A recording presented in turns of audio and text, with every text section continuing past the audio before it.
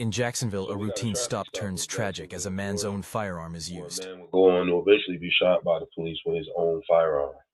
So let's see how this thing plays out.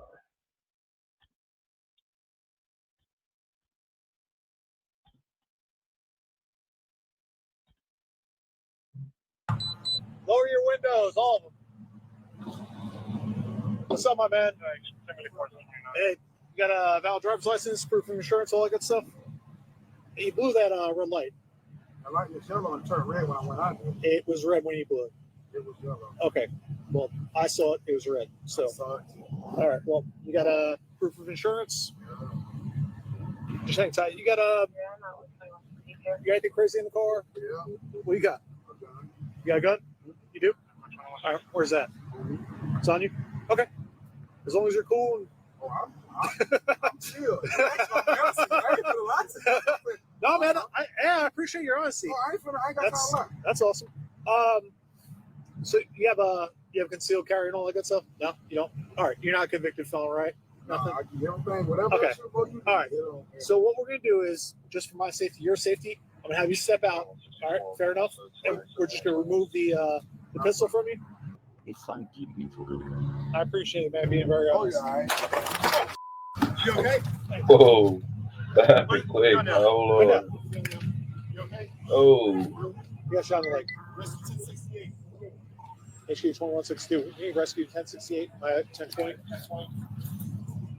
this lady here, she's the one.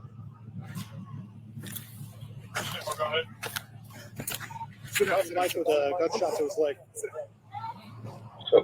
Oh my God. Tourniquet. I got it. That is ridiculous. How incompetent can Okay. you be? Oh my God. Hey, Minnie, do me a favor. Just get Lawsuit, capital LAWSUIT. Wherever you good? Yeah, I'm trying to get this thing off. Hang in there, brother. Rescue's coming. Rescue's coming. There you go. My God. All right. So it's not funny, right? A couple of things on this one though here. Number one, gentlemen, you know what? Why don't we do this? Let's go back. Let's walk through this real quick. I think there's a lot here that we need to take a closer look at. This because this issue with law enforcement and people being injured or hurt is really and truly totally out of control. So let's walk through this a little bit more and talk about this as we go. It's only a 2-minute clip, so we'll talk about it a little bit more as we go here and observe and learn the lessons. Lower your windows, all of them. What's up, my man? So okay, so let's go all the way to the beginning of the pullover of the traffic stop. And let's take a closer look at this because this has got to stop. I mean, it just got to stop. There's really no excuse for this kind of incompetence. And even though it's lawsuit, he'll get a few million. At the end of the day, who pays? It's still going to be the common everyday man and woman like you and me who's paying for it. So I mean, it's while that's great for him, I'm sure he'd rather not be shot still, right? I mean, I guess there are some people that if you gave them the option to be shot and take a couple million, I'm sure they'll take it.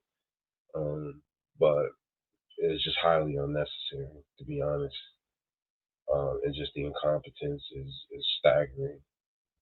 There's no other suitable word other than staggering. But let's take a closer look at this. So here we go. Lower your windows, all of them. What's up, my man? Hey, you got a valid driver's license, proof of insurance, all that good stuff? You blew that red light. The light was yellow and turned red when I went out there. It was red when you blew it. It was yellow. Okay. Well, I saw it. It was red. So, I saw it too. all right. Well, you got a proof of insurance? Okay, I do like the fact that the guy is standing up for himself, saying that the light was yellow. He's not intimidated by the police.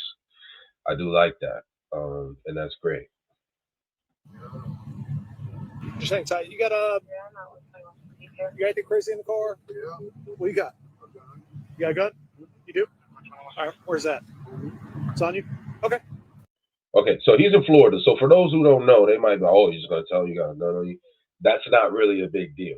Now, personally, and I'll say this, and let's take this as an educational experience, particularly black men who are armed. Unless they have a reason to search the car, there's no reason. This is actually how Philando Castile was killed. He told the officer right here where I'm at in the Twin Cities that he had a gun on him and he was killed for that. This lady, while she was incompetent in the removal of the firearm, for sure, there was no doubt a degree of fear that they had over them. You got this large guy, black guy with a firearm. It can be intimidating, right? That's just the fact of the matter. And you, black men, don't tell the police if you're armed. Free men in America don't tell the police if you're armed, but particularly black men, because there's a certain historical disadvantage that you have when dealing with law enforcement, and there's a certain fear that you're up against when dealing with these issues. So I would recommend not informing them unless there's a reason for them to ask you to leave the car or to search the car. Do not tell them that you're armed. This is never to your advantage, right? It just isn't. Now, granted, in his case, apparently they are asking if he had a concealed carry. He didn't. Sometimes you don't need one, even in concealed carry states, depending on what the situation is, right? If you're at home, at work, and you're in work now in your car, there could be some loopholes, where you don't have to have that. So I'm not sure what the case was here, but I'm not an advocate of informing them of being armed, rather you're black or not, but in particular, if you're black, um, unless there is an absolute need to. And in such instance, it's better to have it out if it was on him before he got pulled over. Take it off your hip, put it in the glove box, put it in your armrest, something of that nature to minimize the likelihood of any kind of mishap where your life is what's at stake. As long as you're cool. Oh, I'm chill. I ain't put a lot to it. No, man. I appreciate your honesty. Oh, I ain't got a lot. That's awesome. So yeah, He's laughing, but he's nervous than a mug. Yeah, that's just the reality, because you don't know what someone's going to do. Now we're police, good guys. They can have the police are the good guys, so they can have guns, and that's okay. No, we also have a right to have those firearms, and we carry them with the intention on using them on law enforcement or anyone who aims to unjustly or unrighteously take our life. That's the way it goes here. You have concealed carry and all that good stuff? No, you don't. All right, you're not a convicted felon, right? Nothing. I do everything, whatever. Okay. All right. So what we're gonna do is just no concealed carry. He does say he's not a convicted felon, which is good, but of course they're gonna look. They're gonna assume you are, right? He asked, you said no, but still they're gonna assume you are a black man, right? And when you don't have the concealed carry, now they're even more nervous. Even though the concealed carry doesn't necessarily change anything, it just makes them even more nervous. I don't think there should be any permission. It's in the Constitution. So hopefully Donald Trump will do something to get rid of that as well. We'll see how that whole thing goes on.